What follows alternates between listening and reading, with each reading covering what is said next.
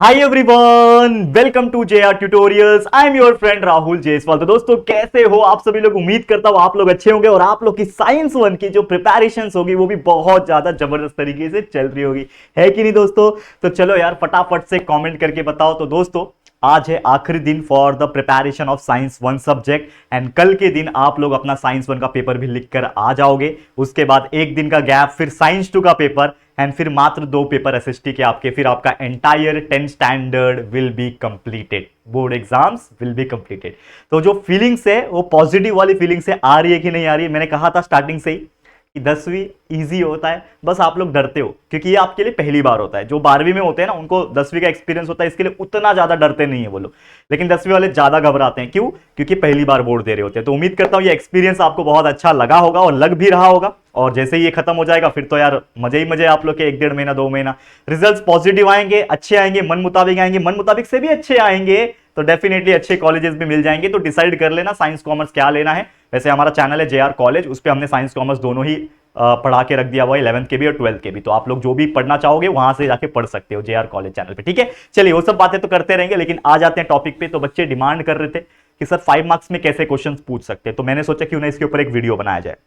जैसा कि आप जानते हैं कंटिन्यूअसली आपके हार्डवर्क किया गया पूरा साल भर, आपको हमने पूरा एंटायर सिलेबस पढ़ाया हुआ है, बल्कि एक नहीं 2-2 बार पढ़ाया हुआ है। पिछले साल भी पढ़ाया था, उसके पिछले साल भी पढ़ाया हुआ था, तो पूरा सिलेबस कंप्लीट है। उड़ान बैच पिछले साल पढ़ाया था, इस साल पूरा फरवरी मंथ लाइव रिवीजन उड़ान बैच 2.0 पढ़ाया गया, जिसमें अगर आप हर चैप्टर के 1 शॉट्स देख लोगे, 1-1 घंटे के लेक्चर से देख लोगे, तो यार 5-6 घंटे के अंदर आपका पूरा 10 के 10 चैप्टर का कंसेप्ट क्लियर हो जाएगा। तो जरूर से चेकआउट कर लेना उन चैप्टर्स को जाके, बहुत ज्यादा हेल्प करेगा। क्योंकि साइंस वन एक ऐसा सब्जेक्ट है जिसमें क्वेश्चंस कैसे भी किसी तरीके से बना के पूछ सकता है, जैसा कि आप जानते होंगे। तो चलो 1 मार्क्स से क्वेश्चन मैं दे चुका हूं, odd man out, fill in the blanks, true or false, ये सब टाइप के न्यूमेरिकल्स मोस्ट इंपॉर्टेंट दे चुका हूं, कुछ क्वेश्चन आंसर्स मोस्ट इंपॉर्टेंट दे चुके हैं, कई सारे लाइव एलएमआर रिवीजंस हम दे चुके हैं। और आज मैं वीडियो देने जा रहा हूं जो कि 5 मार्क्स से कुछ क्वेश्चन, तो 8-9 क्वेश्चन लेकर आया हूं। और ये क्वेश्चंस मुझे लग रहे हैं इसमें से कुछ क्वेश्चन पूछ सकते हैं, क्योंकि आपको पता है कि जो आपका क्वेश्चन नंबर 5 4 जो होता है, क्वेश्चन नंबर 4, इसमें सिर्फ 2 क्वेश्चन पूछते हैं।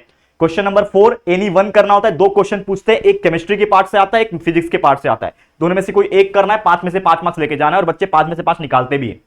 इजी है निकालना, बच्चा 5 में से 5 मार्क्स इजी है निकालना, ठीक है? तो क्या होंगे, कैसे क्वेश्चंस होंगे, सभी चीज देखेंगे। लेकिन आप लोग पढ़ते रहना, टेलीग्राम पे कई सारे वीडियो के लिंक रीशेयर किए हुए हैं, उन सभी को 2x की स्पीड से लगा के देख लो। जितने भी वीडियोस आप देखो, हमारे जो वीडियोस होंगे वो आपको हेल्प करेंगे कम समय में ज्यादा चीजें को अचीव करने में। तो हमारे वीडियोस को आप 2x की स्पीड से, अगर आपको जमेगा तो 2x, नहीं तो 1.5 1.75 की आप स्पीड से हमारे वीडियोस देख सकते हो, कोई प्रॉब्लम नहीं। चलिए शुरुआत करते हैं। तो सबसे पहले कैसा क्वेश्चन पूछ सकता है, देखो ये कुछ क्वेश्चन होते हैं chapter number 4 effect of electric current में से, कि आपका जो इलेक्ट्रिक मोटर जो टॉपिक है, इलेक्ट्रिक जनरेटर जो टॉपिक है, ये कुछ 2 ऐसे टॉपिक है जिसके ऊपर बहुत ज्यादा बार क्वेश्चंस पूछे गए हैं क्वेश्चन नंबर 4 के अंदर। जब पेपर फॉर्मेट अलग भी होता था उस टाइम से ये क्वेश्चंस बहुत बार पूछे गए हैं। Explain the working and construction and working of electric motor, construction and working of electric generator, ऐसे क्वेश्चंस पूछते थे। हम जब पढ़ते थे तब से ये क्वेश्चंस पूछे आ रहे हैं, और आप लोग को एक्टिविटी के फॉर्म में क्वेश्चंस पूछते हैं। तो आपको डायग्राम दिया रहेगा, सबसे पहले तो ये डायग्राम देखना है और आइडेंटिफाई करना है कि ये इलेक्ट्रिक मोटर है कि इलेक्ट्रिक जनरेटर है। बहुत सारे बच्चे आइडेंटिफाई भी नहीं कर पाते कि ये एक इलेक्ट्रिक मोटर है कि इलेक्ट्रिक जनरेटर है। अभी कई सारे क्वेश्चन है दोस्तों, पूरा फॉर्मेट रेडी करके लाया हूं, पूरा यहां पे ना एकदम सॉल्यूशन एकदम बेहतरीन तरीके से करके लाया हूं दोस्तों। मैं क्या बताऊं, बहुत मेहनत किया, क्वेश्चंस निकाले कि जो जो लग रहे मुझे इंपॉर्टेंट है उन सभी का प्रॉपर तरीके से सॉल्यूशंस एंड प्रॉपर तरीके से कंसेप्ट यहां पे आपको मैं एक्सप्लेन करूंगा। तो ये वीडियो को भी आप 1.5 की स्पीड पे लगा सकते हो और देख सकते हो। साथ ही में जो चीज मैं लिखा रहा हूं उसको नोटबुक में नोट डाउन करते जाओ, स्क्रीनशॉट भी आप ले सकते हो, लेकिन नोटबुक में नोट डाउन करोगे तो आपका एक प्रैक्टिस भी होता रहेगा। तो जरूर से शुरुआत करना है। तो सबसे पहले क्या कर सकते हो, देखो आपको पूछा है, क्वेश्चन पढ़ो, observe the figure and write the answer to the following question. 5 marks का ये क्वेश्चन आएगा जिसमें एक डायग्राम दिया हुआ है और उसके बेस पे 3 क्वेश्चन है। तो 3 क्वेश्चन है, मतलब हो सकता है कोई एक क्वेश्चन 2 मार्क्स का हो, ठीक है? तो इस हिसाब से आपको 5 मार्क्स मिलेंगे। लेकिन पहला क्वेश्चन नंबर ए पढ़ो, क्या बोल रहा है, the structure shown in the figure is of which device.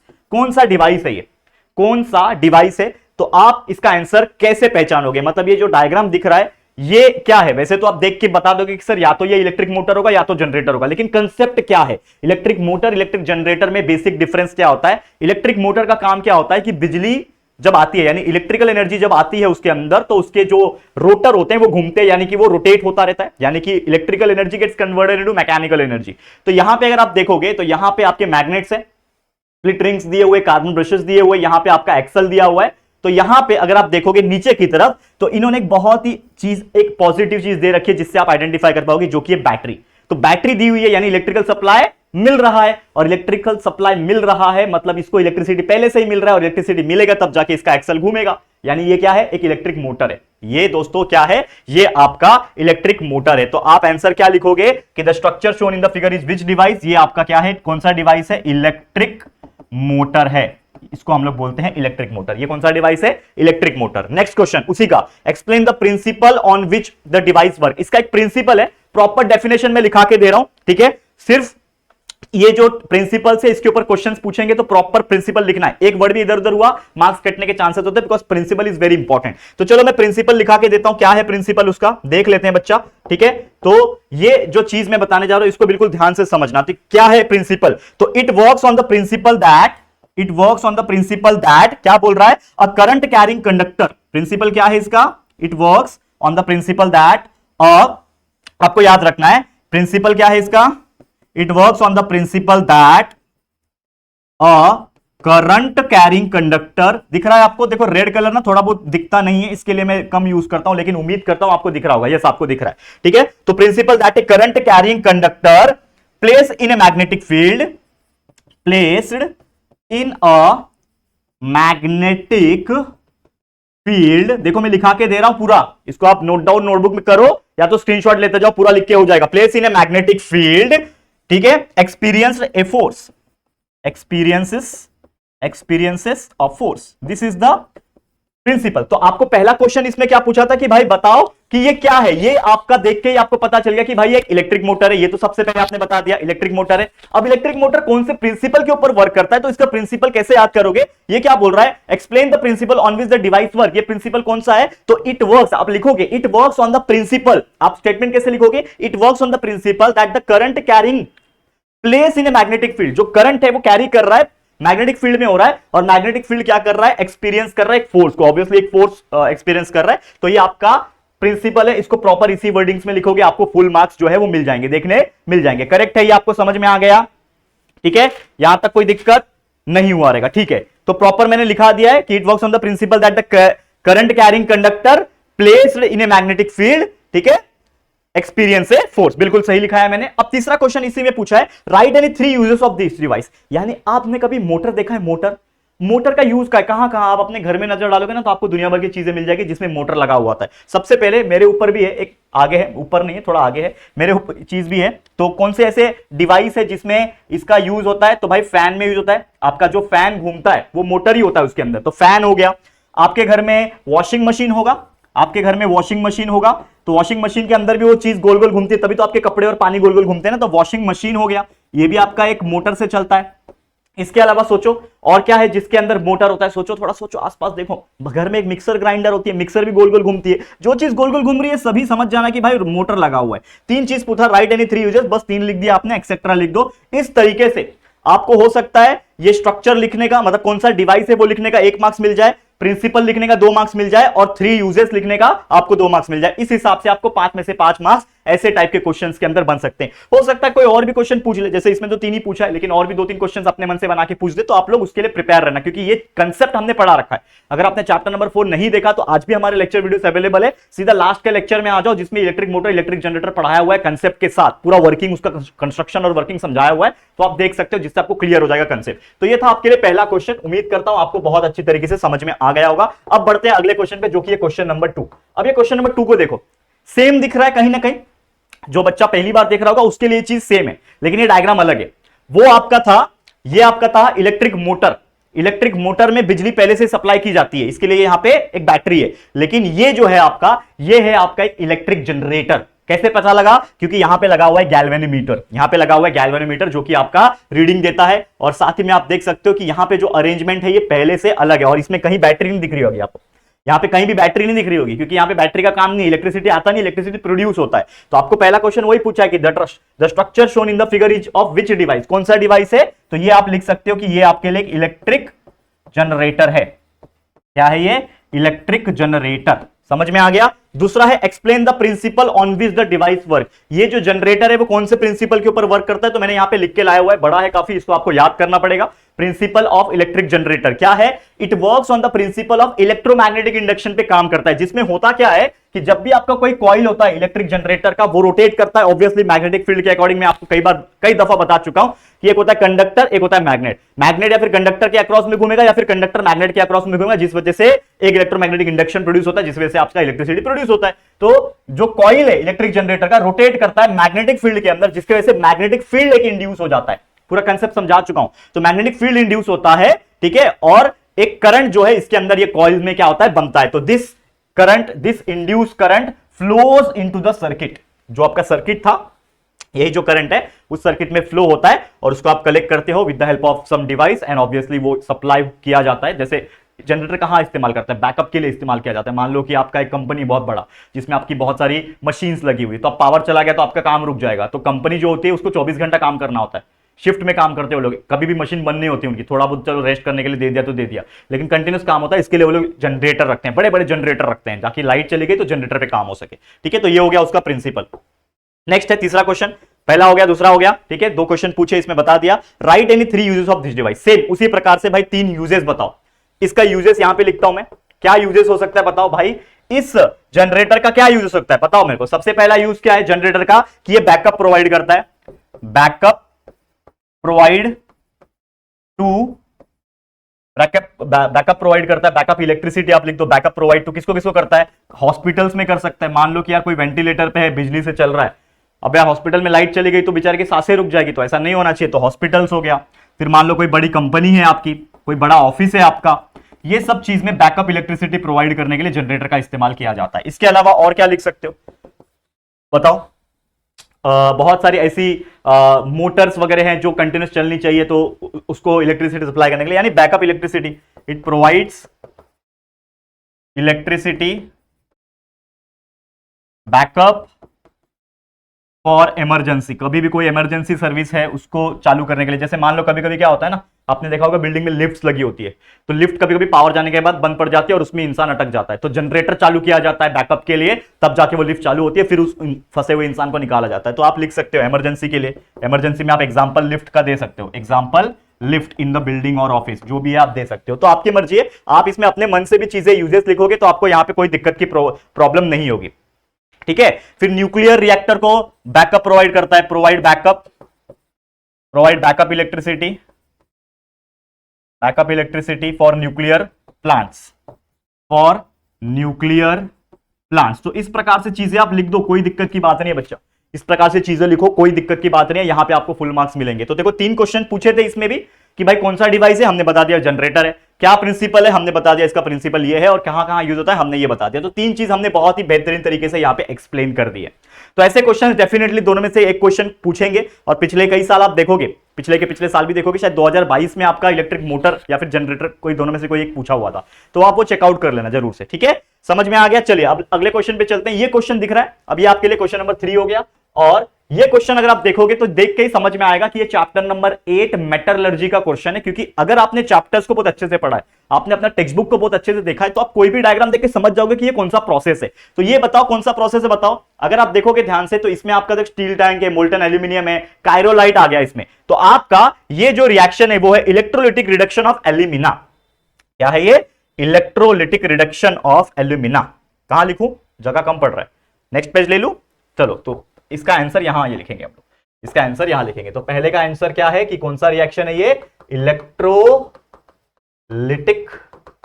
Reduction of alumina.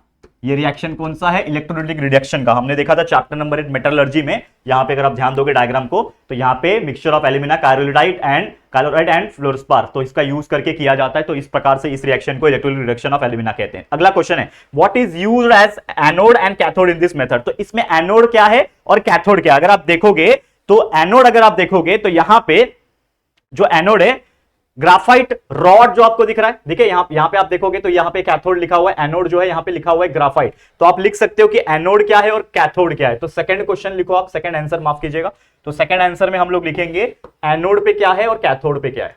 ठीक है, तो एनोड पे क्या है दोस्तों, हमने देखा अभी अभी, एनोड पे है दोस्तों graphite rod dipped in molten electrolyte.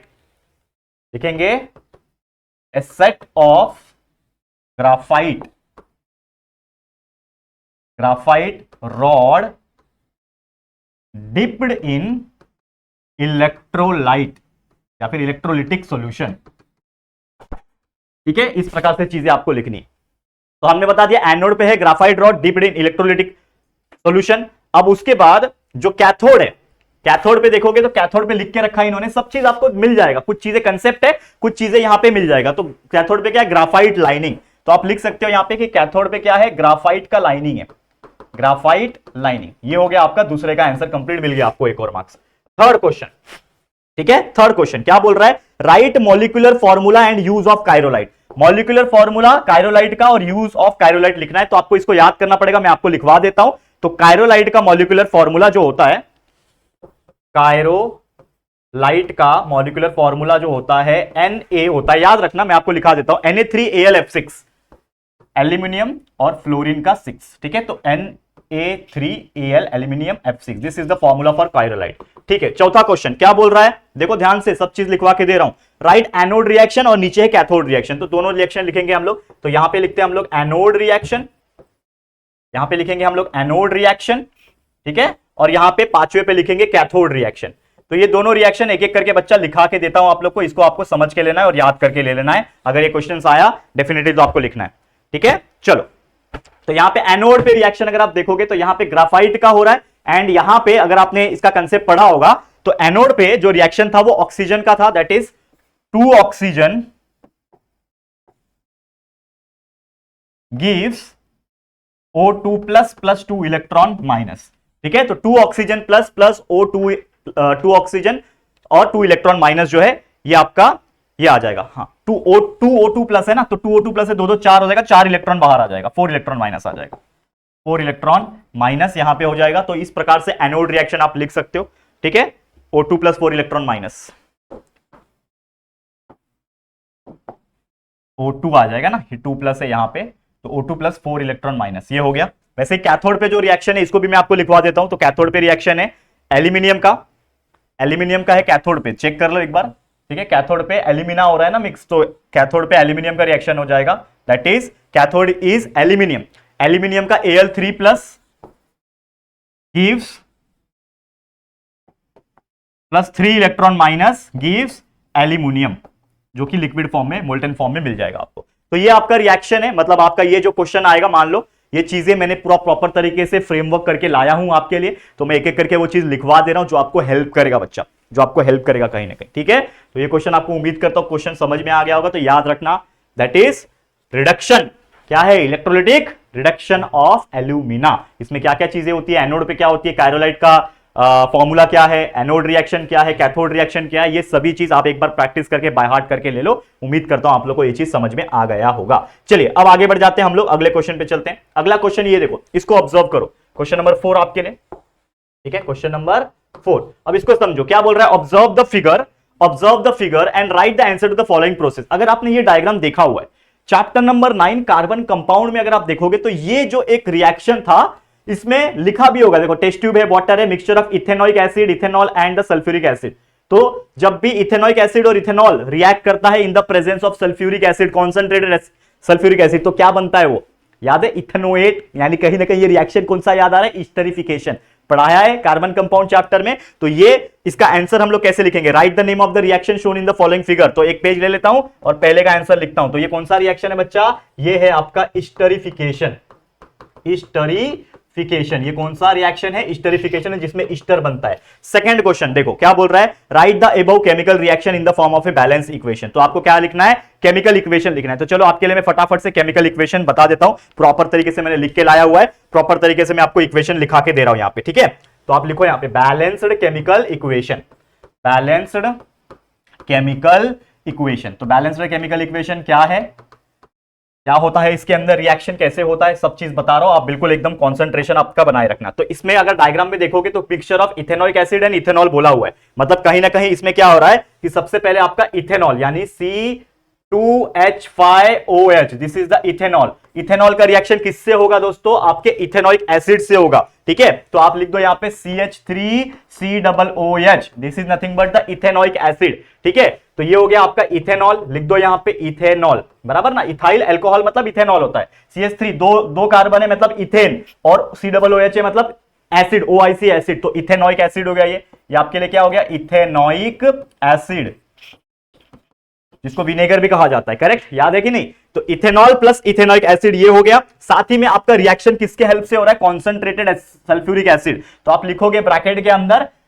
अंदर क्या लिखोगे कि ये जो रिएक्शन हो रहा है वो हो रहा है कॉन्सेंट्रेटेड सल्फ्यूरिक एसिड के हेल्प से हो रहा है। ठीक है, अब जब इथेनॉल इथेनॉइक एसिड के साथ रिएक्ट करेगा दोस्तों, तो क्या बनाएगा? CH3C डबल बॉन्ड, मतलब डबल बॉन्ड O लिखो या फिर C डबल O लिखो, C2H5, जिसको हम लोग बोलते हैं मिथाइल इथेनोएट। क्या बोलते हैं दोस्तों? इथाइल इथेनोएट बोलते हैं इसको। करेक्ट, इथेनोएट पूरा लिख के लाया हूं दोस्तों, इथाइल इथेनोएट। और साथ में आपका क्या बचेगा? यहां पे देखो CH3 चला गया, COO चला गया, C2H5 चला गया, इसका एक H और इसका OH, मतलब H2O वाटर जो है बाहर आ जाएगा, तो ये वाटर बाहर निकल गया। तो ये पूरा जो रिएक्शन है इसी को बोलते हैं हम लोग स्टेरिफिकेशन रिएक्शन। और ये पूरा रिएक्शन जो है मैं आपको बता दूं अगेन, ये आप लोग का बहुत ही बेहतरीन तरीके से यहां पे मैंने बता दिया। और तीसरा क्वेश्चन पूछा है, right the name of the product produce in the above reaction and what is the use. तो इसमें प्रोडक्ट क्या बना है? तीसरा क्वेश्चन, इसमें क्वेश्चन पूछा है कि इसमें प्रोडक्ट क्या बना है। तो प्रोडक्ट आपके लिए क्या बना है? इथाइल इथेनोएट बना है। तो प्रोडक्ट जो फॉर्म हुआ है, जो प्रोडक्ट फॉर्म हुआ है वो कौन सा है दोस्तों? वो है आपका इथाइल इथेनोएट। इथाइल इथेनोएट बना हुआ है। और इस प्रोडक्ट का जो यूज है वो यूज क्या है? ये एक फ्लेवर प्रोवाइड करता है, फ्लेवरिंग एजेंट का काम करता है, फ्लेवरिंग एजेंट का काम करता है, यानी फ्लेवर्स प्रोवाइड करता है। और साथ ही में ये फ्रेग्रेंस भी देता है, खुशबू, फ्रेग्रेंसेस भी प्रोवाइड करता है, एक्सेट्रा आप लिख दो। तो ये इसका काम है, किसका? इथाइल इथेनोएट का काम है, ये आपको ध्यान में रखना है। ठीक है, समझ में आ गया? चलो, और एक क्वेश्चन इसमें पूछा है, चौथा question, right the name of the catalyst use in the above reaction. तो इस रिएक्शन में कैटलिस्ट कौन सा इस्तेमाल किया गया? अगर आप ध्यान दोगे बच्चा तो आपको बहुत इजी होगा पहचानने में। कैटलिस्ट क्या है? कैटलिस्ट मतलब जिसके हेल्प से रिएक्शन हो रहा है। तो ये क्या है? Concentrated sulphuric acid. तो आप लिख दो कॉन्सेंट्रेटेड H2SO4, यानी सल्फ्यूरिक एसिड जो है इसकी हेल्प से आपका ये रिएक्शन फास्ट हो रहा होगा। तो कैटलिस्ट आपके लिए ये हो गया। समझ में आ गया? तो इस तरीके से ऐसे क्वेश्चंस आपको पूछे जाएंगे। उम्मीद करता हूं कि आप लोग को ये क्वेश्चन क्लियर हो गया होगा। देखो, अब मैंने जो पूरे चैप्टर्स एनालाइज किए, क्योंकि हर एक चैप्टर्स में से पूछ सकता है भाई, 5 मार्क्स का क्वेश्चन कहीं से भी पूछ सकता है। तो मैंने ये जो चीज एनालाइज किया है, ऐसे क्वेश्चंस अलग टाइप के क्वेश्चंस पूछे जा सकते हैं, जो कि ये केमिस्ट्री का पार्ट, क्योंकि आपको पता है कि एक 5 मार्क्स का क्वेश्चन केमिस्ट्री पार्ट में से पूछेगा। केमिस्ट्री के चैप्टर कौन सा है? Second chapter, third chapter, fifth chapter, फिर 8 चैप्टर, 9 चैप्टर, और कुछ जो है बचे हुए 5 चैप्टर्स फिजिक्स के, तो उसमें से भी एक क्वेश्चन पूछ सकते हैं। 2 ही क्वेश्चन तो आते हैं। चलो अगले क्वेश्चन पे चलते हैं। ये आपका आ गया क्वेश्चन नंबर 5, ध्यान देना इसको, क्वेश्चन नंबर 5। अब ये क्वेश्चन नंबर 5 है, इसमें आपको क्या ऑब्जर्व करना है कि ऑब्जर्व द पीरियोडिक टेबल। ये आपको पीरियोडिक टेबल है, इसको मैंने कई बार चैप्टर नंबर 2 में पढ़ाया हुआ है। अब ये पीरियोडिक टेबल को देखना है और ऑब्जर्व करना है और आंसर द फॉलोइंग क्वेश्चन करना है। तो देखो, ये कुछ क्वेश्चंस पूछे हुए हैं, एक एक करके हम लोग सॉल्व करेंगे। चलो, तो इसमें 4 क्वेश्चन दिया है ABCD करके। तो ए का लिखो answer, write the name and the valencies of the element in the third row. तीसरे रो पे आ जाओ। तीसरा रो मतलब पहला रो, दूसरा रो, तीसरा रो, ये आपका तीसरा रो है। ठीक है, ये आपका तीसरा रो है। इसमें जितने भी एलिमेंट्स हैं, इस तीसरे रो में जितने भी एलिमेंट्स हैं वो लिख दो और उनकी वैलेंसीज लिख दो। तो क्या है? Sodium, magnesium, aluminium, silicon. चलो लिख दो, अब तो मुझे याद भी हो गया। ठीक है, क्या है? लिखो, क्या लिखोगे? सोडियम है, या फिर सिंबल लिख दूं? पहले मैं सिंबल लिख दूं, सिंबल, या फिर चलो ऐसा लिख देता हूं, सोडियम Na, फिर एल्यूमिनियम, सोडियम नहीं मैग्नीशियम है, देख लो ना। देखो, सोडियम के बाद मैग्नीशियम है Mg, तो मैग्नीशियम, सोडियम के बाद आता है मैग्नीशियम Mg, उसके बाद आता है एल्यूमिनियम। ये तो हमको याद है ना, इसलिए तो मैंने आपको बोला था 1 से लेकर 30 तक याद रख देना। एल्यूमिनियम, एल्यूमिनियम के बाद क्या आता है? Al-C, C मतलब कौन सा? सिलिकॉन, सिलिकॉन है जिसको Si कहा जाता है। ठीक है, उसके बाद सिलिकॉन के बाद आ जाएगा फॉस्फोरस। फॉस्फोरस हमको मैप यानी कि टेबल देखने की भी जरूरत नहीं, क्योंकि हमको यहां से याद है चीजें, क्योंकि हमने इस प्रकार कंसेप्ट पढ़ाया हुआ है आपको। तो फॉस्फोरस, इसको P बोला जाता है। फॉस्फोरस के बाद देखो, नामग-Al-C, पेप्सी, सी मतलब अगेन सल्फर, सल्फर को S से रिप्रेजेंट किया जाता है। पेप्सी कोलार मतलब क्लोरीन, क्लोरीन को बोला जाता है Cl, क्लोरीन। नामग-Al-C, पेप्सी कोलार, कोलार मतलब आर्गन, आर्गन मतलब Ar। आप देख लो एक बार मैप को, आप चेकआउट कर लो तो आर्गन लॉस्ट है। देखो क्या लिखा, NaMg मतलब नामक, अलसी, पेप्सी, कोलार। तो हमने याद करवाया था आपको 1 से लेकर 30, आज भी वीडियो प्रेजेंट है। अगर आपको नहीं पता तो सिर्फ यूट्यूब पे सर्च करो how to learn elements 1 to 30 of modern periodic table by JR tutorials लिख देना, हमारे वीडियो आएंगे। एक ट्रिक मैंने बताया है, ठीक है ना। क्या बताया था, एक ट्रिक बताया। क्या, HH लीबे बकनॉफ ने नामक एलसी पेप्सी कोलर के CA science teacher very cruel man हिडेट को निकाले कॉलेज जाकर। तो एक ट्रिक मैंने बताई थी उसमें, तो आप ध्यान में रख लेना। चलो अब ये है, अब इसी का आपको वैलेंसी भी लिखना है साथ में, क्योंकि क्या बोल रहा है, नेम एंड वैलेंसी लिखना है। तो नेम तो लिख दिया, वैलेंसी भी साथ में लिख दो। सोडियम हमेशा याद रखना, ग्रुप नंबर 1 में जो होता है उसका 1 वैलेंसी होता है। तो 1 2, उसके बाद इसका कितना होगा, एल्यूमिनियम का 3, तो ये हो जाएगा 1, इसका वैलेंसी हो गया 1, या फिर ऐसा आप लिख सकते हो वैलेंसी, वी लिख रहा हूं वैलेंसी के लिए, वैलेंसी 1, इसका वैलेंसी 2, इसका वैलेंसी 3, इसका वैलेंसी 4। अब 5 नहीं होता है वैलेंसी, तो इसका वापस से पीछे आ जाएगा वैलेंसी 3, वैलेंसी 2, वैलेंसी 1, और इसका हो जाएगा 0, क्योंकि ये नोबल गैस है। सॉरी 1 नहीं लिखा ना, 0। तो argon is noble gas, 0 group में आता है। तो ये हमने वैलेंसी लिख दिया। तो फर्स्ट क्वेश्चन हो गया।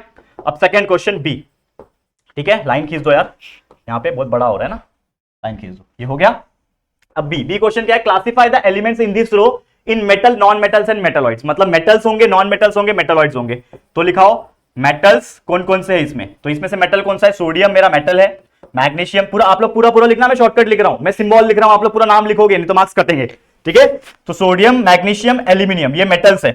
फिर नॉन मेटल्स कौन से है, देखो नॉन मेटल्स कौन से हैं। नॉन मेटल्स क्या होता है, जो जिसकी अगर आप देखोगे तो नॉन मेटल्स आपको आइडेंटिफाई करने से प्रॉपर्टी हमने बताई थी आपको, फिजिकल प्रॉपर्टीज क्या थी कि भाई वो ब्रिटल होता है, नॉन डक्टाइल, नॉन मेलेबल। तो आपको पता ही है कि फास्फोरस, सल्फर और क्लोरीन ये नॉन मेटल है, फास्फोरस, सल्फर और क्लोरीन नॉन मेटल है। और तीसरा चीज पूछा आपको मेटालॉइड्स कौन सा है, तो भाई एक ही मेटालॉइड्स है इसके अंदर, जो कि है सिलिकॉन। तो लिख दो यहां पे सिलिकॉन।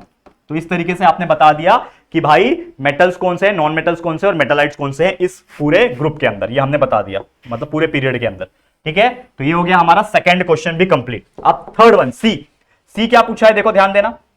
सी क्या पूछा है, which block does the non metal belong to. अगर आप देखोगे डायग्राम, मैंने ये कई बार बताया हुआ है, अगर आप ये डायग्राम देखोगे दोस्तों, तो डायग्राम से ही मैंने आपको एक्सप्लेन किया हुआ था। तो एक जिगजैग लाइन होती है जो कि आप देख पा रहे हो यहां पे, ये जो है आपका ये एस ब्लॉक है, ये पी ब्लॉक है, बीच में डी ब्लॉक है और नीचे एफ ब्लॉक है। तो मैंने बताया था एक जिगजैग लाइन होता है, और ये जिगजैग लाइन के ज्यादातर जो लेफ्ट में जो मेटल, ये जो एलिमेंट्स है ये सब मेटल्स है, ये सब क्या है, मेटल्स है ज्यादातर, मैंने बताया था, ठीक है। और ये भी मैंने बताया था, क्वेश्चन जो पूछा है हमें, क्या बोल रहे हैं, which block does the non metal belong, और ये भी बताया था, कहां गया भाई, आगे, हाँ, ये जो जिगजैग लाइन है इसके इस तरफ ज्यादातर जो एलिमेंट्स होंगे वो नॉन मेटल है। तो ये कौन सा ब्लॉक है नॉन मेटल्स वाला, देखो पी ब्लॉक है, ये आपको मैंने बताया था।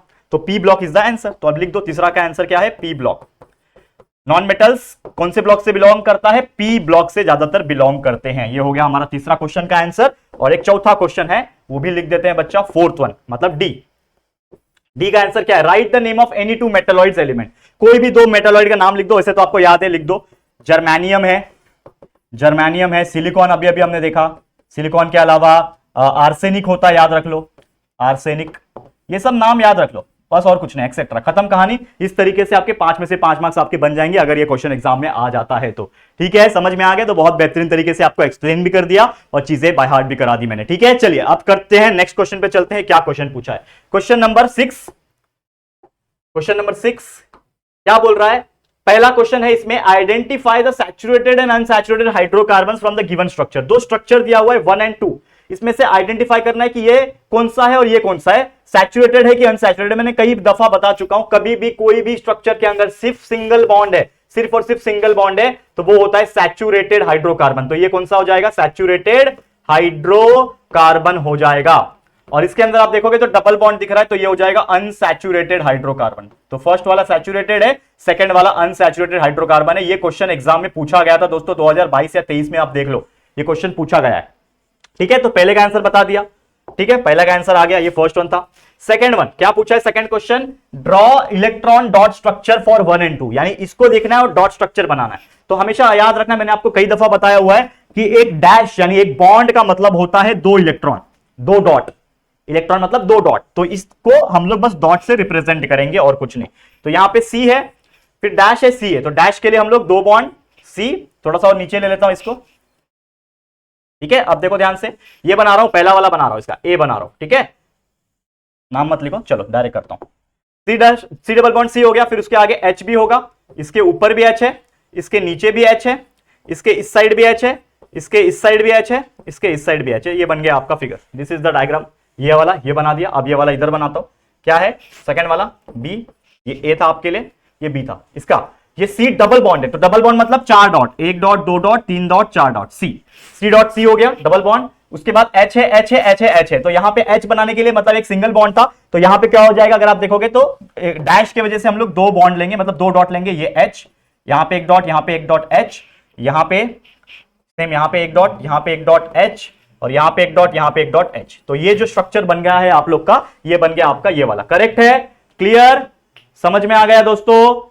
ओके, तो ये एक स्ट्रक्चर, ये एक स्ट्रक्चर। नेक्स्ट है होमोलॉगस सीरीज। तो होमोलॉगस सीरीज का डेफिनेशन आपको पूछा हुआ है, तो आप लिख देंगे थर्ड वन, तीसरा क्वेश्चन का आंसर, डिफाइन होमोलॉगस सीरीज। तो होमोलॉगस सीरीज का डेफिनेशन बहुत सिंपल है भाई, ये मैंने कई दफा पढ़ाया हुआ है कि homologous series is defined as the series of, it is defined, ये पूरा लिखवा के दे रहा हूं, आप लोग याद कर लेना। Defined as the series of, देखो इसका डेफिनेशन लिखा के दे रहा हूं, defined as the series of compounds, series of compounds with similar chemical properties, with similar chemical properties, with similar chemical properties, in which members differ from one another, in which members differs from one another, difference from one another by an additional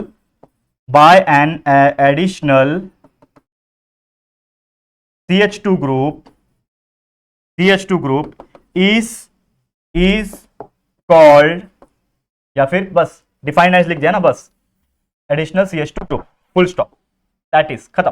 तो यहां पे क्या पूछा, यहां पे क्या बताया आपको कि it is defined as the series of compound, मतलब एक सीरीज ऑफ कंपाउंड होगा। ये होमोलॉगस सीरीज का मतलब क्या है, एक सीरीज ऑफ कंपाउंड है जिसका सिमिलर केमिकल प्रॉपर्टीज होगा, और in which members differ from one another, मतलब एक मेंबर दूसरा मेंबर से डिफर करेगा, बस एक CH2 का फर्क होगा। जैसे एग्जांपल के तौर पे यहां पे आपको अच्छे से समझाता हूं मैं, एग्जांपल ले लो, जैसे समझ लो CH3 CH2, या फिर एक पहला एग्जांपल लेता हूं मैं ये वाला CH3OH, जिसको हम लोग बोलते हैं मिथाइल अल्कोहल। ये हो गया मिथाइल अल्कोहल। लेकिन अगर मैं इसको ऐसा लिख दूं CH3 एक एक्स्ट्रा CH2 डाल दूं और OH लिख दूं, तो ये बन जाएगा इथाइल अल्कोहल। फिर एक और ले लेता हूं मैं CH3 CH2, एक और CH2 ऐड कर दूंगा, तो ये बन गया प्रोपाइल अल्कोहल। तो अगर आप देखोगे तो ये मिथाइल अल्कोहल, ये इथाइल अल्कोहल, ये प्रोपाइल अल्कोहल, तीनों के तीनों अलग अलग अल्कोहल है, और तीनों के तीनों की केमिकल प्रॉपर्टीज भी जो होगी वो अलग अलग होगी। लेकिन इसमें अगर आप स्ट्रक्चर देखोगे तो CH3 था, बस एक एक्स्ट्रा CH2 इसमें आ गया, इसमें एक एक्स्ट्रा CH2 आ गया, तो इस प्रकार से एक चेन बनते जा रहा है, और इसी पर्टिकुलर टाइप की सीरीज को, ये एक सीरीज बन गया ना, इसी सीरीज को हम लोग होमोलॉगस सीरीज कहते हैं। इसको क्या बोलते हैं? Homologous series. ठीक है, एडिशनल CH2 यहां पे आते जा रहा है। ठीक है, तो इस सीरीज को होमोलॉगस सीरीज, वो किसी का भी हो सकता है, अल्कोहल का भी हो सकता है, कार्बोक्सिलिक ग्रुप का भी हो सकता है, कीटोन का भी हो सकता है, ईस्टर का भी हो सकता है, किसी चीज का भी हो सकता है। तो ये याद रख लेना, एग्जाम में अगर होमोलॉगस सीरीज पूछेगा तो आप यही सेम चीज लिख के आ जाओ, आपको फुल मार्क्स मिल जाएंगे। ठीक है, हम चलते हैं अगले क्वेश्चन की तरफ। नेक्स्ट क्वेश्चन क्या है, ये डायग्राम आप देखो ध्यान से, ये क्वेश्चन को समझो, बहुत इंपॉर्टेंट है। क्वेश्चन नंबर क्या है? ये 7 है। ठीक है, क्वेश्चन नंबर 6 है कि 7 है? 7 है, क्वेश्चन नंबर 7 हमारे लिए, क्वेश्चन नंबर 7। तो ये डायग्राम आपको दिख रहा है स्क्रीन के ऊपर, इसमें आपको बोल रहा है name the defect of vision represented in the above figure. ठीक है, तो यहां पे आपको बताना है कि क्या है ये। ठीक है, यहां पे क्या है, तो यहां पे अगर आप देखोगे इस प्रकार की चीजें बन रही है, अगर इस प्रकार की चीजें बन रही है, लाइंस आ रही है, यहां पे आपकी जो लेंसेज दी हुई है, यानी कि जो आपकी आंख दी हुई है, और इसके हिसाब से आपका ये जो फिगर बन रहा है, तो ये आपका क्या है? मायोपिया बनता हुआ नजर आ रहा है। ठीक है, तो इसका आंसर हो जाएगा मायोपिया। ठीक है, मायोपिया को शायद नियर साइटेडनेस भी कहते हैं, नियर साइटेडनेस। ठीक है, इसको हम लोग क्या बोलते हैं? Near sightedness. ठीक है, state the reason for this defect, यानी कि ये जो रीजन है क्या होता है इसमें, तो आईबॉल जो है वो इलोंगेट हो जाता है। इसका रीजन लिखो भाई, मैं आपको पूरा लिखा के दे रहा हूं। इसमें क्या होता है, जो आईबॉल है, आईबॉल इलोंगेट्स, आईबॉल जो होता है वो इलोंगेट हो जाता है। ठीक है, so that the distance between, so that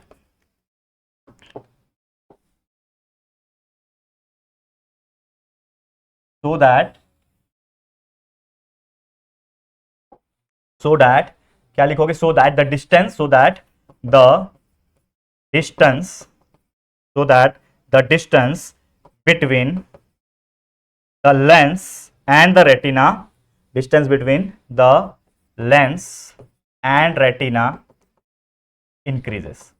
तो लेंस और रेटिना के बीच में जो गैप है वो इलोंगेट हो जाता है, डिस्टेंस इंक्रीज हो जाता है, जिसकी वजह से आपकी आईबॉल इलोंगेट हो जाती है। इस वजह से ये प्रॉब्लम डिफेक्ट जो है वो होता है। अब इसको कैसे करेक्ट किया जाएगा, मैंने आपको बताया था। कभी भी मायोपिया आया तो मायोपिया के लिए मैंने कंसेप्ट बताया था, नियर मायोपिया, कॉनकेव, और दूर वाला जो आया जिसको हम लोग हाइपरमेट्रोपिया कहते हैं उसके लिए कॉन्वेक्स। तो आपका इसमें क्या यूज होगा, स्पेक्टेकल, चश्मा यूज होगा आपका, ठीक है। इसमें आपका क्या यूज होगा, स्पेक्टेकल यूज होगा। लिखो यहां पे भाई, इसको कैसे सुधारेंगे हम लोग, चश्मा लगा के सुधारेंगे। स्पेक्टेकल, वो भी कौन सा, कॉनकेव का, कॉनकेव लेंस वाला, जो कॉनकेव का बनता है ना, कॉनकेव लेंस वाला जो चश्मा है उससे आप पहनोगे तो ये जो मायोपिया नाम का जो प्रॉब्लम है ये सॉल्व हो जाएगा, ठीक है। तो कॉनकेव लेंस हम लोग पहन सकते हैं और उसका प्रॉपर फोकल लेंथ भी होना चाहिए। Concave lens with proper focal length, उसका फोकल लेंथ भी क्या होना चाहिए, प्रॉपर होना चाहिए। तो इस प्रकार से आपको चीजें ये ध्यान में रखनी है और बाय हार्ट करके चलनी है, याद करना मांगता है भाई। इसको देखो, साइंस 1 में कंसेप्ट इज वेरी इंपॉर्टेंट, लेकिन कंसेप्ट अगर दिमाग में घुस गया लेकिन वो चीज याद ही नहीं आ रहा एग्जाम में तो कैसे काम चलेगा। तो याद करो, बाय हार्ट करो इस चीजों को। And last but not the least, draw the diagram to show the correction of this defect. इसी में बता देता हूं कि आपको क्या करना है। जैसे मैंने बताया कि इस चीज को हम लोग कैसे करेक्ट कर सकते हैं, by applying the spectacle of concave. तो कॉनकेव कैसे होता है दोस्तों, आपको पता ही है। मैं यहां पे ले लेता हूं ब्लू कलर या फिर रेड ले लेता हूं, चलो। तो आपको क्या करना है, बस एक कॉनकेव जो लेंस है वो यहां पे अप्लाई कर देना है। इस प्रकार से ही होता है ना कॉनकेव, कॉनकेव आपका अंदर से होता है, ठीक है। ये आपका कॉनकेव लेंस आपने लगा दिया, जिस हिसाब से आपका जो विजन है वो यहां पे आ जाएगा, ठीक है। तो ये आपका कॉनकेव लेंस ये आप लगा दिया, यहाँ पे आपने क्या लगा दिया, कॉनकेव लेंस लगा दिया, कॉनकेव लेंस। चश्मा पहन लिया आपने कॉनकेव लेंस वाला, जिसका प्रॉपर फोकल लेंथ रहेगा, जिस वजह से आपका विजन जो है वो करेक्ट हो जाएगा, जिस वजह से आपको मायोपिया यानी नियर साइटेडनेस की तकलीफ नहीं होगी। तो इस तरीके से हमने ये ऑलमोस्ट लेंसेज चैप्टर का भी बहुत अच्छी तरीके से समझा दिया है आप लोग को। क्लियर हो गया दोस्तों, चलो आगे बढ़ जाते हैं। तो ये हो गया हमारा क्वेश्चन नंबर 7। उम्मीद करता हूं अगर लेंसेज के ऊपर भी ऐसे टाइप के भी कुछ क्वेश्चन पूछेंगे, एक बार जरूर से आप लोग अपने टेक्स्ट बुक को भी रेफर कर लेना। ये जो चीजें हैं इसको बिल्कुल अंडर एस्टिमेट मत करना, चाहे वो ये तो चलो मायोपिया का था, वैसे हाइपरमेट्रोपिया का भी आएगा तो उसको भी अंडर एस्टिमेट मत करना। एक बार चेक कर लो, प्रेस बायोपिया भी है वहां पे, वो भी एक बार चेक कर लो आप लोग जाके, ठीक है। अब चलो अगला क्वेश्चन, ये भी आपके बोर्ड एग्जाम में पूछा हुआ क्वेश्चन है, क्वेश्चन नंबर 8 हमारे लिए। क्या क्वेश्चन है, कंप्लीट द फॉलोइंग टेबल। इसमें आपको फिलअप करना है, कुछ नहीं करना है। आपको कॉमन नेम दिया है, स्ट्रक्चरल फॉर्मूला दिया है, IUPAC chapter number 9 carbon compound का ये टॉपिक है। आपको नेम दिया है इथिलीन, इथिलीन के स्ट्रक्चर मैंने बताया था आपको, CH2 डबल बॉन्ड CH2 आ गया। आईयूपीएसी नेम क्या हो जाएगा, इथिलीन को हम लोग आईयूपीएसी में क्या बोलते हैं, तो मैंने आपको कई दफा बता दिया है। डबल बॉन्ड होता है तो सिंगल बॉन्ड को हम लोग इथेन बोलते हैं, ठीक है। डबल बॉन्ड होगा तो ANE का बन जाएगा ENE, तो ये बन गया इथीन। तो आपका आंसर आ गया इथीन, ठीक है, समझ में आ गया। Next question, acetylene. एसिटिलीन को इथाइन कहा जाता है, एसिटिलीन को इथाइन कहा जाता है। तो उसका स्ट्रक्चर क्या होगा, इथाइन मतलब ट्रिपल बॉन्ड। तो ये डबल बॉन्ड है ना, CH2 डबल बॉन्ड CH2 है। अब इसको ट्रिपल बॉन्ड बनाना है तो एक हाइड्रोजन यहां से कम हो जाएगा, एक हाइड्रोजन यहां से कम हो जाएगा और एक बॉन्ड बढ़ जाएगा, तो ट्रिपल बॉन्ड हो गया। तो इसको लिखो CH triple bond CH, that is nothing but the acetylene, या फिर इसको इथाइन भी कहते हैं, ठीक है। नेक्स्ट है एसिटिक एसिड CH3COOH। तो एसिडिक एसिड में आप देखोगे तो आपको लिखना है आईयूपीएसी नेम। आईयूपीएसी नेम कैसे लिखा जाता है मैंने आपको कई दफा बताया। पहले number of carbon compound count करो, 2 कार्बन है मतलब इथेन, 2 कार्बन है मतलब इथेन। COOH आ गया मतलब कार्बोक्सिलिक एसिड है। तो इसका आईयूपीएसी कैसे लिखा जाता है, ई मिटा दो OIC लिख दो, तो ये बन गया इथेनॉइक, और एसिड लिख दो तो ये बन गया इथेनॉइक एसिड। तो इसका नाम क्या है, इथेनॉइक एसिड। वैसे ही अगर ये 3 कार्बन वाला आता तो प्रोपेनोइक एसिड हो जाता, 4 कार्बन आता ब्यूटेनोइक एसिड हो जाता, पेंटेनोइक एसिड 5 कार्बन के लिए। तो इस प्रकार याद रखना है। नेक्स्ट मिथाइल एल्कोहल आ गया। अब मिथाइल एल्कोहल सब लोग जानते हैं, मिथाइल मतलब CH3 और एल्कोहल मतलब OH, बना दिया स्ट्रक्चर, बन गया methyl alcohol CH3OH। And last में है आपका डैश लिखा हुआ, यानी कॉमन नेम मुझे पता नहीं है, CH3COCH3। ये CH3CH3 मतलब ये मिथाइल मिथाइल का ग्रुप है और बीच में CO है, और CO का मतलब कीटोन। तो ये हो गया आपका क्या, प्रोपैन 2ANE, ई नहीं आएगा यहां पे, प्रोपैन 2ANE। ये तो आईयूपीएसी हो गया, ठीक है, ये तो आईयूपीएसी हो गया, लेकिन इसका कॉमन नेम था, याद है, एसीटोन, पढ़ाया हुआ है, एसीटोन, याद रहेगा एसीटोन। तो इस तरीके से ऐसे कार्बन कंपाउंड के ऊपर अगर कोई क्वेश्चंस पूछेंगे तो आप डेफिनेटली सॉल्व कर सकते हो। चलो एक आखिरी क्वेश्चन है, ये क्वेश्चंस बहुत यूनिक है, इसमें आपको एक पैराग्राफ टाइप का दिया जाता है। देखो एग्जाम में कैसे भी क्वेश्चंस आ सकते हैं 5 मार्क्स की कैटेगरी में। समझ लो एक आपको क्या दिया, एक पैराग्राफ दिया हुआ है। अब ये पैराग्राफ जो कि आप देख पा रहे हो यहां पे, इस पैराग्राफ में कुछ चीजें हैं और उसके बेस पे कुछ क्वेश्चंस पूछा है। चलो फटाफट से सॉल्व करते हैं। तो सबसे पहले अगर आप देखो, पैराग्राफ रीड मत करो, क्वेश्चन पहले रीड करो। Name the 2 wires having potential difference of 220 volt. इसमें हम लोग को 2 वायर पता लगाना है जिसका पोटेंशियल डिफरेंस यानी वोल्ट सप्लाई 20 वोल्ट का है। तो पढ़ो यहां पे, the home electrical connection consist of live wire, neutral and earth wire. आपको पता है हमारे घर का जो कनेक्शन होता है इसमें एक लाइव वायर होता है जिसमें करंट पास होता है, एक न्यूट्रल होता है, ठीक है, न्यूट्रल फेज आपको पता है, और एक अर्थ होता है जो अर्थिंग के लिए होता है। तो ये 3 वायर होते हैं और ये लाइव और न्यूट्रल वायर जो होता है उसका पोटेंशियल डिफरेंस 220 वोल्ट होता है। तो क्वेश्चन जो पूछा है कि कौन से ऐसे 2 वायर है जिसका पोटेंशियल डिफरेंस 220 वोल्ट होता है, तो इसका आंसर क्या आ जाएगा, लाइव एंड न्यूट्रल वायर। लिख दो, लाइव एंड न्यूट्रल वायर का जो पोटेंशियल डिफरेंस होता है वो 220 वोल्ट होता है। लिख दिया आपने। चलो अगला question, what is a short circuit. Short circuit मतलब क्या होता है, आपको मैंने बताया शॉर्ट सर्किट क्यों होता है, क्योंकि मान लो कि कभी कभी क्या होता है कि जो करंट सप्लाई होता है वो किसी गलत डायरेक्शन में से चला जाए और वो इलेक्ट्रिकल जो डिवाइस है उसको डैमेज कर दे, that is nothing but the short circuit. तो प्रॉपर डेफिनेशन है, वैसे मैं लिखा के दे सकता हूं, मेरे पास एक प्रॉपर मैंने डेफिनेशन बनाया हुआ है इसका, तो मैं वो डेफिनेशन लिखा देता हूं, आप लोग इसको याद कर लेना, ठीक है। तो मैं यहां पे लिखता हूं शॉर्ट सर्किट का डेफिनेशन, यहां पे लिखता हूं, मैंने निकाला हुआ है शॉर्ट सर्किट। तो शॉर्ट सर्किट आपने कई दफा सुना होगा कि शॉर्ट सर्किट की वजह से आग लग गई, तो इसका डेफिनेशन अगर प्रॉपर लिखना चाहते हो तो लिख दो, a short circuit is a situation, a short circuit is a situation in which, क्या होता है इसके अंदर, इन विच फॉल्टी कनेक्शन, कभी कभी गलत कनेक्शन देते हैं, situation in which faulty connection, लिख दो यहां पे फॉल्टी कनेक्शन, और डैमेज्ड वायर, कभी कभी वायर कटा होता है, डैमेज्ड होता है, या फिर डैमेज वायर्स क्या करते, causes electricity to travel along the wrong route, गलत रास्ते पे चले जाता है, and damage the electrical devices. ये मैंने आपको ऑलरेडी बता दिया, हिंदी में तो एक्सप्लेन कर दिया था, तो इसको हमने ये भी बता दिया। तो ये आपका सेकंड वाला का आंसर है। तो शॉर्ट सर्किट अगर पूछता है कोई क्या होता है शॉर्ट सर्किट, कि भाई हमको ये तो पता है कि कभी कभी क्या होता है वायर कुछ कटा हुआ है, कभी कुछ गलत कनेक्शन है, इधर का इधर कनेक्शन दे दिया, तो क्या होता है गलत जगह से इलेक्ट्रिसिटी पास होती है, और गलत जगह से इलेक्ट्रिसिटी पास होगी तो उसमें आग लगने का चांसेस है इलेक्ट्रिसिटी की वजह से, तो शॉर्ट सर्किट हो जाता है। ये आपको ध्यान में रखना है। पहला क्वेश्चन हो गया, दूसरा हो गया, तीसरा देखो, तीसरा फर्स्ट हो गया, सेकंड हो गया, third, right the function of fuse. Fuse का काम क्या है बच्चा, ये तो मैंने आपको ऑलरेडी बताया हुआ है कि फ्यूज हम क्यों लगाते हैं, ताकि जब भी कोई ऐसा लोड फ्लक्चुएशन होता है तो फ्यूज उसको ट्रिप कर देता है, ठीक है। तो ये आप लिख सकते हो, ठीक है। तो electric fuse is safety device, तो लिख दो यहां पे इलेक्ट्रिक फ्यूज जो होता है, electric fuse is a safety device which limits the current flowing in an electric circuit.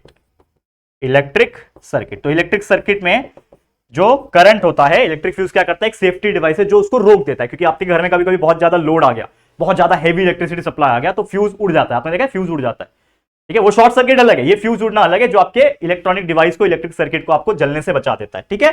ये हो गया तीसरा क्वेश्चन। चौथा क्या बोल रहा है, देखो पढ़ो, चौथा क्या बोल रहा है, which wire is connected to the ground. Ground में कौन सा वायर डालते हैं, सब लोग जानते हैं अर्थिंग वायर जो होता है वो आपके अर्थ वायर जो होता है, देखो लिखा भी होगा the earth wire is connected to ground, लिखा भी है, पैसेज में से भी बहुत सारे आंसर आपको मिल जाएंगे, तो ठीक है। एंड व्हेन डज सर्किट, ठीक है, कैचेस फायर, ठीक है, when did circuit catches fire. Catches fire मतलब क्या हो गया, कौन सा मतलब सर्किट जो है वो फायर कब कैच करता है। अगर आप ध्यान से देखोगे तो जब भी, ये आप लिख सकते हो, देखो जब भी कोई inflammation material, if any inflammable material, जैसे कि अगर आसपास कोई लकड़ी है, कपड़ा है, प्लास्टिक है, ठीक है ना, ये सब जो है exist around the piece, it can catch fire. मतलब अगर मान लो कि कभी शॉर्ट सर्किट हुआ और उसके आसपास कोई लकड़ी है, कापूस है, कोई कपड़ा है, कोई ऐसी जलने वाली चीजें हैं जैसे ऑयल वगैरह है, तो वो जो चीजें हैं अगर आसपास है, शॉर्ट सर्किट होता है तो वो आग लगने का चांसेस हो जाता है। तो आप इसका आंसर पांचवे का आंसर आप लिख सकते हो यहाँ पे, ठीक है ना। फिफ्थ का आंसर यहां से आप लिख सकते हो, ठीक है। बता दिया मैंने, क्लियर है। तो उम्मीद करता हूं कि आप लोग को ये बहुत ही अच्छी तरीके से समझ में आ गया होगा दोस्तों। तो इसी के साथ ये हमारा पूरा का पूरा जितने भी 5 मार्क्स के इंपॉर्टेंट क्वेश्चंस जो मुझे लग रहे हैं वो हमने आपको बताने की कोशिश की। लेकिन इसके अलावा कई सारे सिमिलर टाइप के रिएक्शंस हो गए या फिर फिजिकल वाले पार्ट हो गए, जैसे मैंने बताया चैप्टर नंबर 7 लेंसेज के बहुत सारे पार्ट हो गए, वो सबको एक बार नजर मार लेना,